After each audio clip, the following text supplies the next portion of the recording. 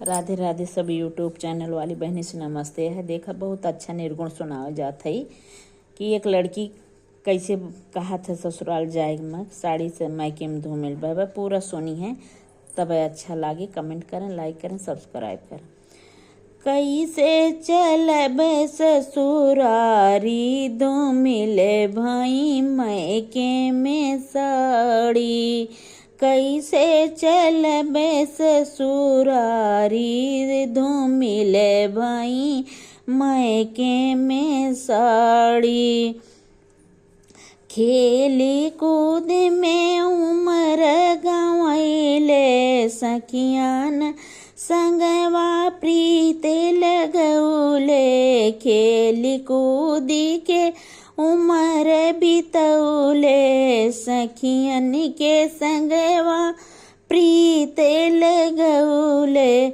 निर्गुण भाई सखी साड़ी धूमिले भाई मायके में साड़ी, निर्गुण भाई सखी साड़ी धूमिले भाई मायके में साड़ी। कैसे चलब ससुरारी धूमिले भाई मायके में साड़ी।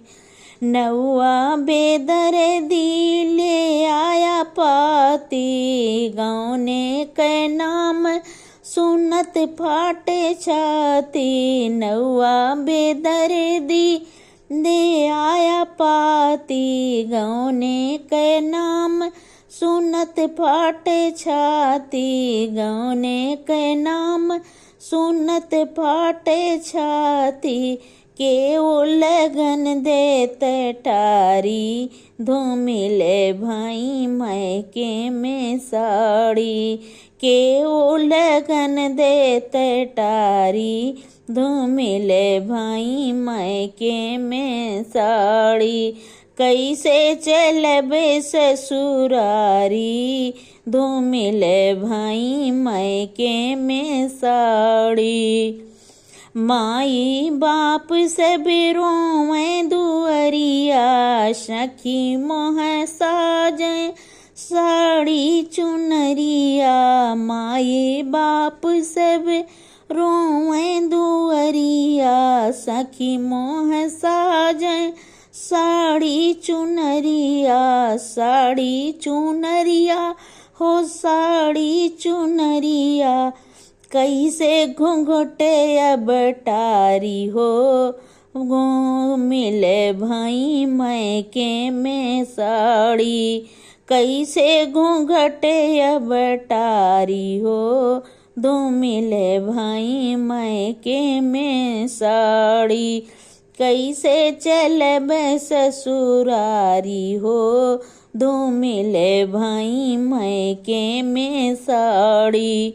16 सिंगार कई के हम का बैठाए, कहरा बे दर्दी डोला उठाए। 16 सिंगार कई के हम का बैठाए, कहरा बे दर्दी डोला उठाए।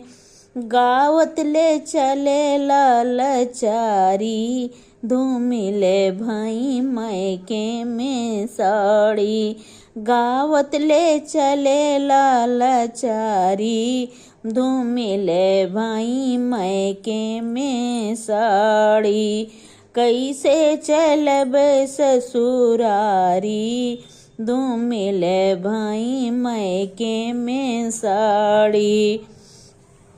रामाया जोधा पिया टारे वहरवा, रामाया जोधा पिया टारे वहरवा। टारे वहरवा हो टारे वहरवा, देखे नयन भर बारी धूमिले भाई मायके में साड़ी। देखे नयन भर बारी धूमिले भाई मायके में साड़ी। कैसे चलब ससुरारी धूमिले भाई मायके में साड़ी। कैसे चलबे ससुरारी, धूमिल भाई मैके में साड़ी।